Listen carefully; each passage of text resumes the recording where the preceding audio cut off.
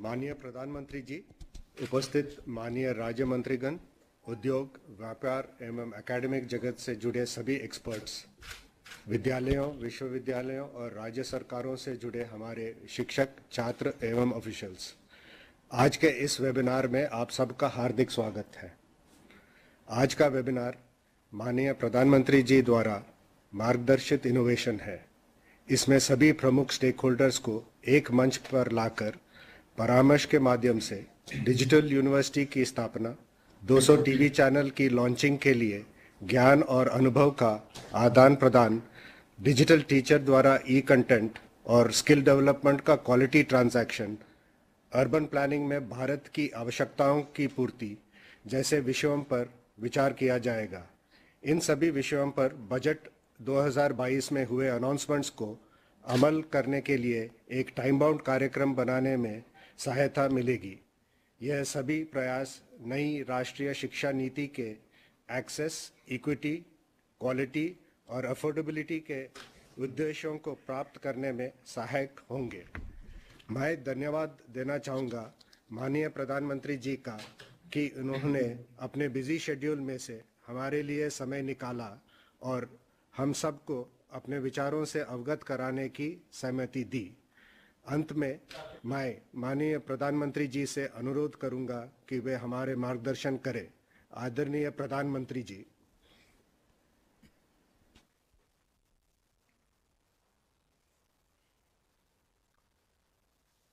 नमस्कार।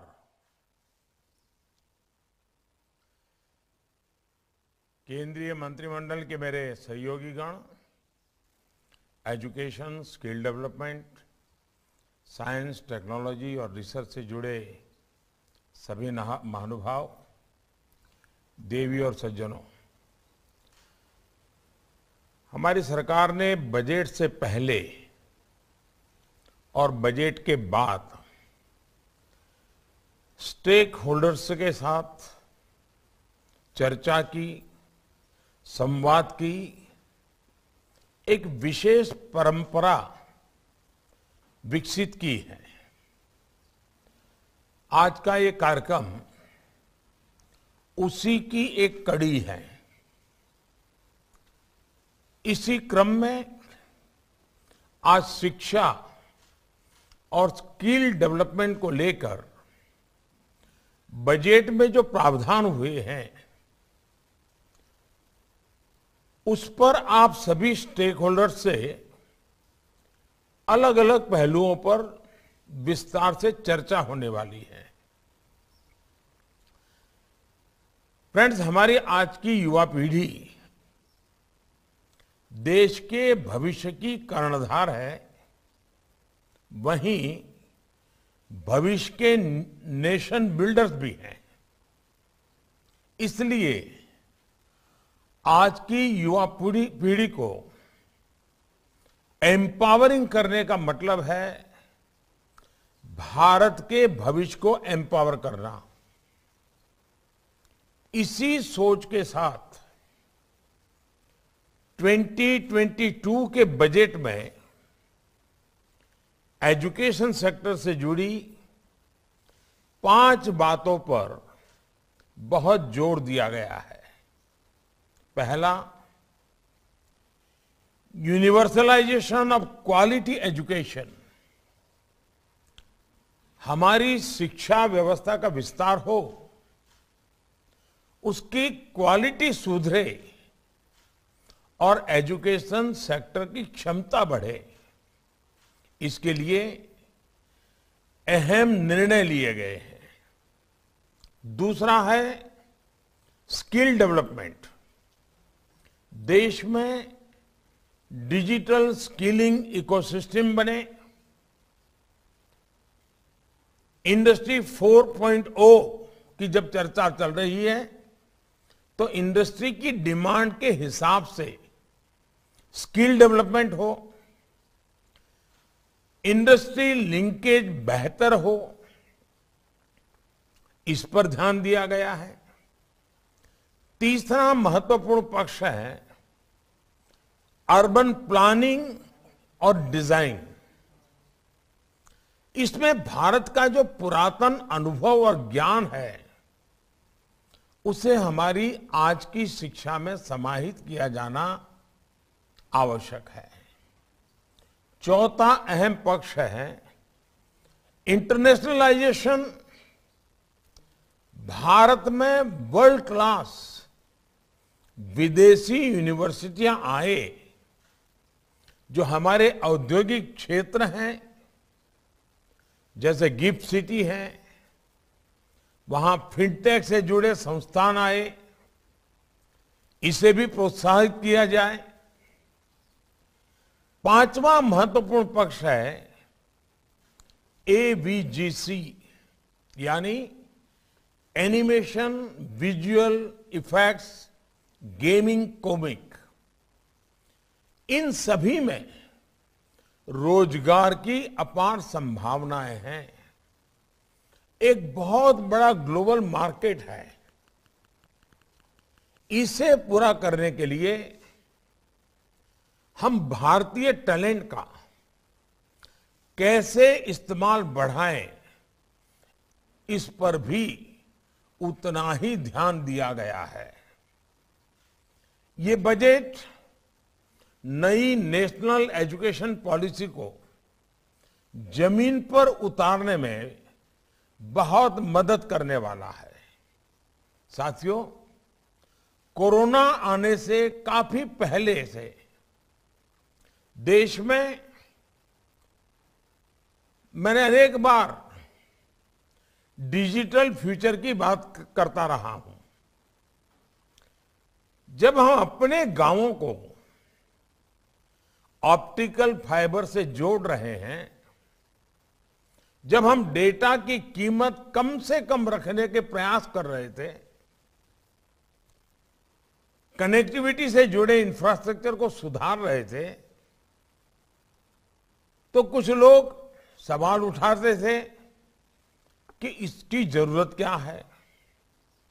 लेकिन महामारी के समय में हमारे इन प्रयासों की अहमियत को सबने देख लिया है।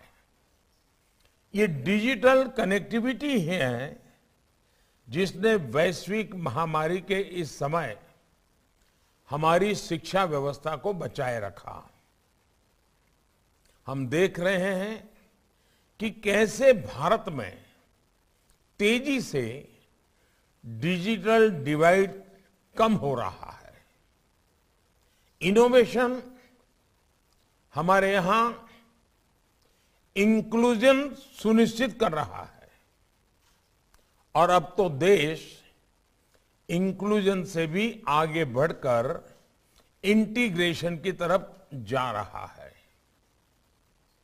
इस दशक में हम जो आधुनिकता शिक्षा व्यवस्था में लाना चाहते हैं, उसके आधार को मजबूत करने के लिए इस साल के बजट में कई घोषणाएं की गई हैं। डिजिटल एजुकेशन, डिजिटल फ्यूचर की तरफ बढ़ते भारत के व्यापक विजन का हिस्सा है। इसलिए ई विद्या हो, वन क्लास वन चैनल हो, डिजिटल लैब्स हो, डिजिटल यूनिवर्सिटीज हो, ऐसा एजुकेशनल इंफ्रास्ट्रक्चर युवाओं को बहुत मदद करने वाला है।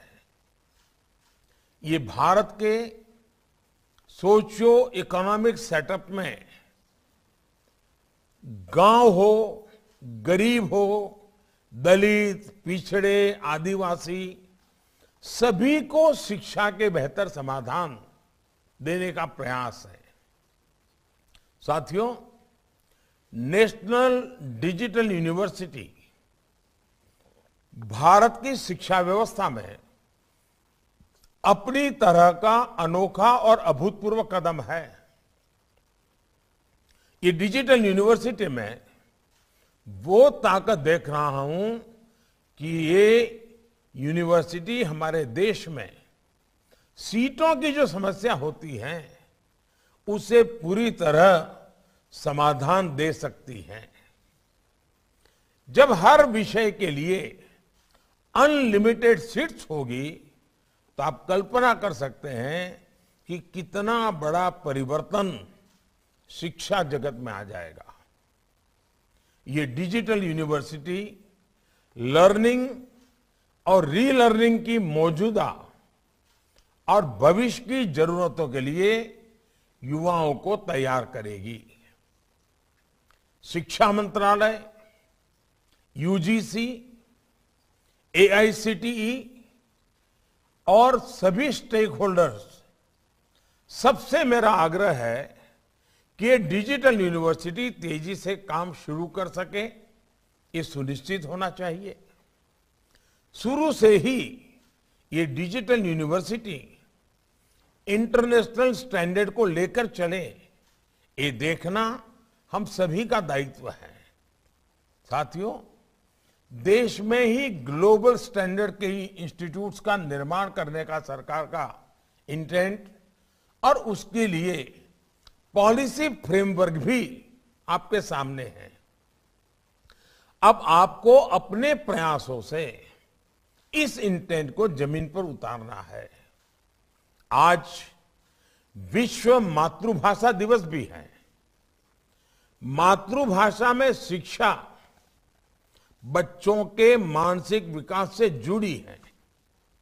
अनेक राज्यों में स्थानीय भाषाओं में मेडिकल और टेक्निकल एजुकेशन की पढ़ाई शुरू हो चुकी है।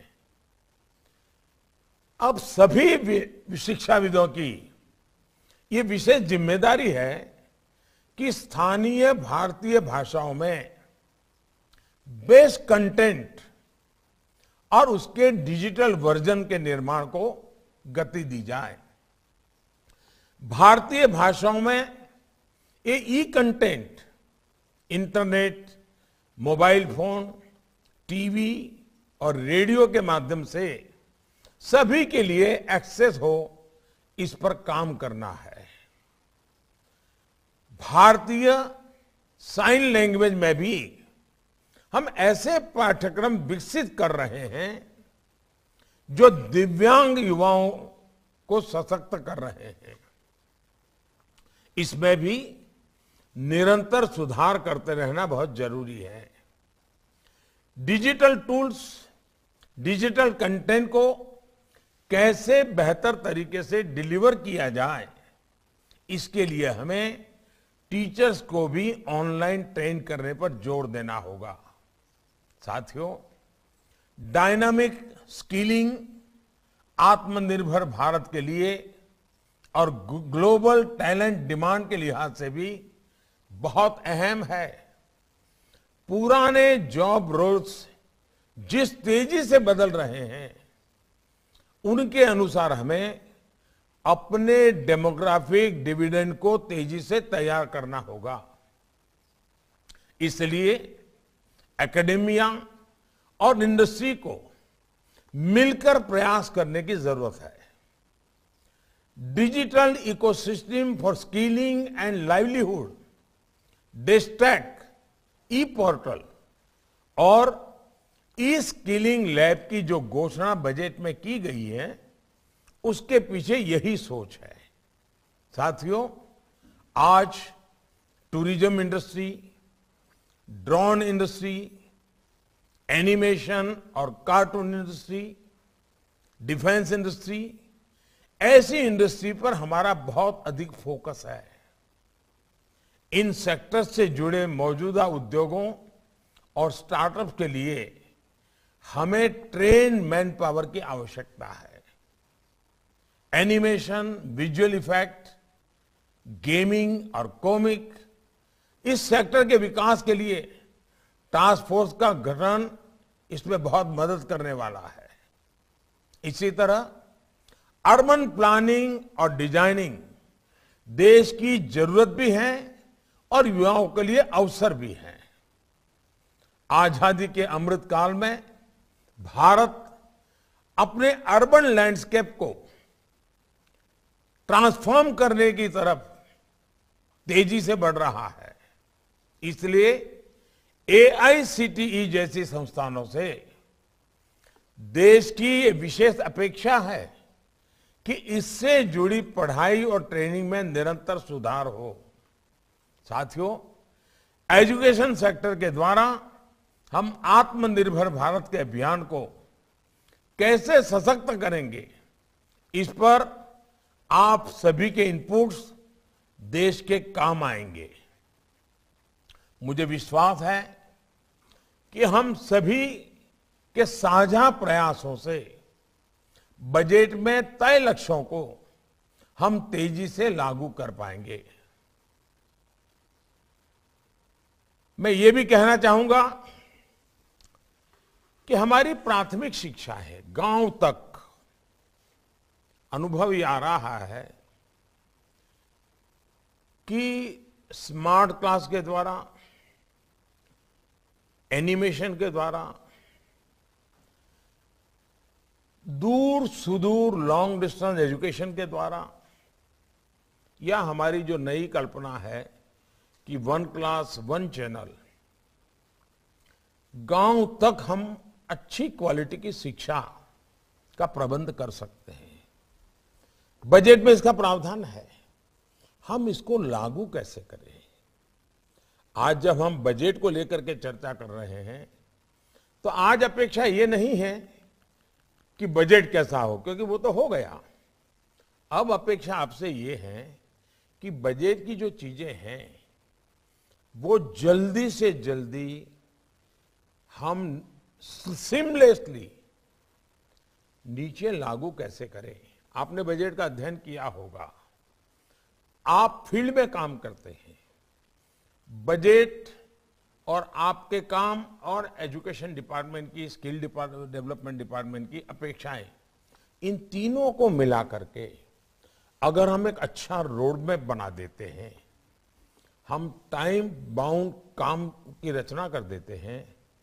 हमारे यहां आपने देखा होगा, बजट हमने करीब 1 महीना प्रीपोन कर दिया। पहले बजट 28 फरवरी को होता था, अब इसको 1 फरवरी को ले गए। क्यों? तो बजट 1 अप्रैल से लागू हो उसके पहले बजट पर हर कोई डिटेल व्यवस्था कर ले, ताकि 1 अप्रैल से ही बजट को हम धरती पर उतारना शुरू कर सके, हमारा समय बर्बाद ना हो। और मैं चाहूंगा कि आप लोग उसमें काफी, अब जैसे आपने देखा होगा, ये ठीक है, कुछ चीजें ऐसी हैं जो एजुकेशन डिपार्टमेंट से जुड़ी हुई नहीं है।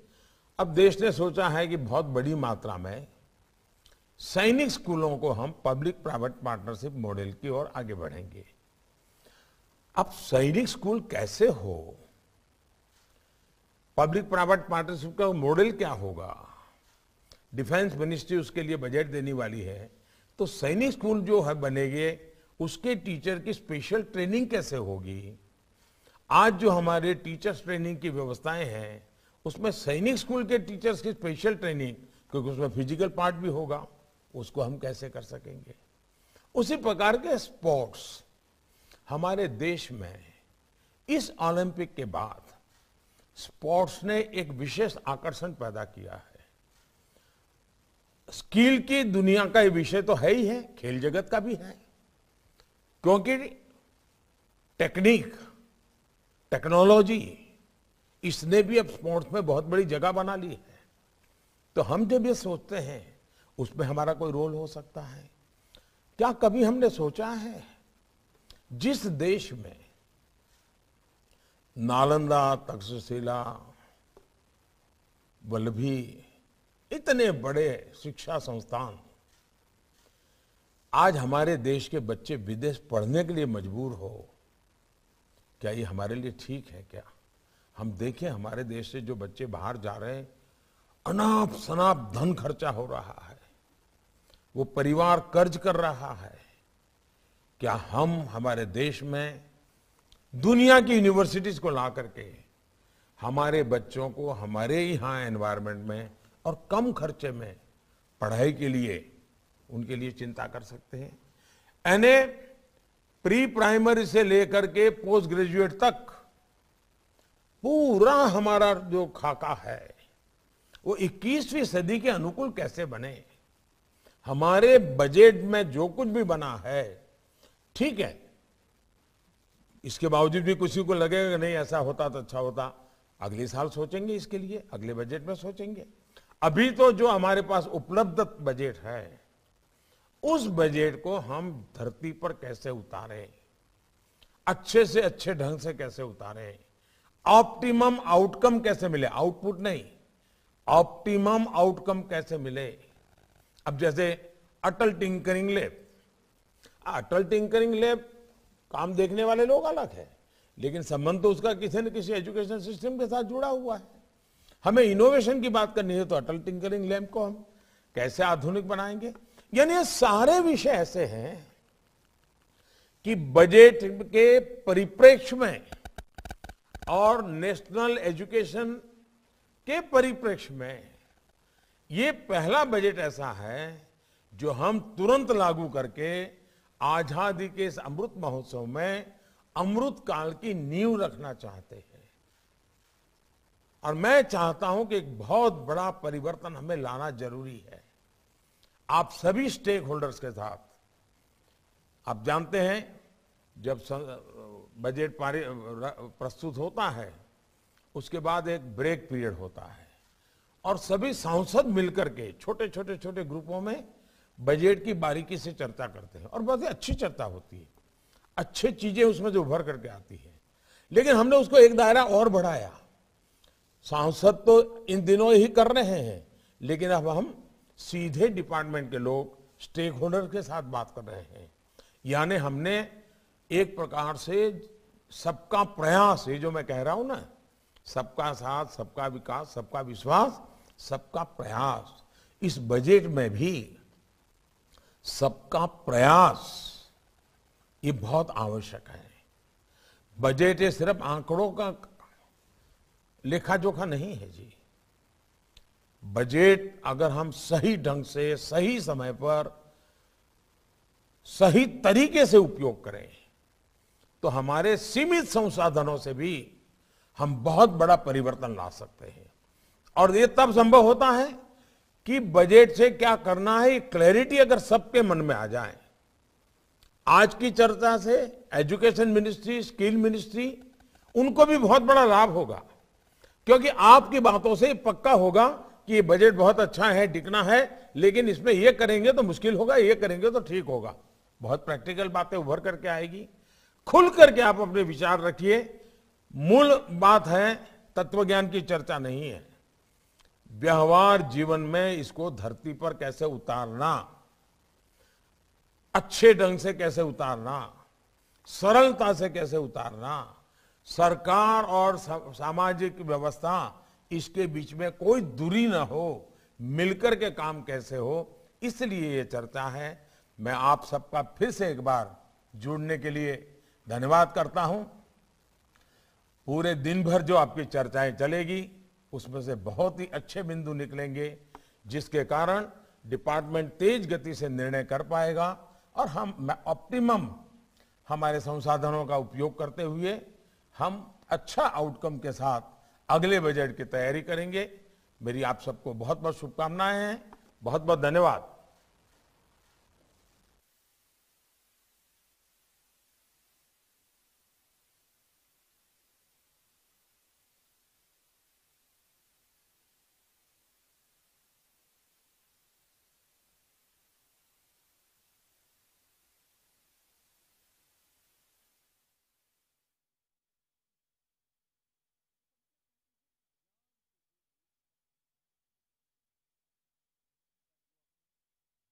कौशल क्षेत्र पर आयोजित वेबिनार के पूर्ण सत्र को संबोधित किया। शिक्षा मंत्रालय केंद्रीय बजट 2022 की घोषणाएं लागू करने के बारे में इस विचार मंथन वेबिनार का आयोजन कर रहा है।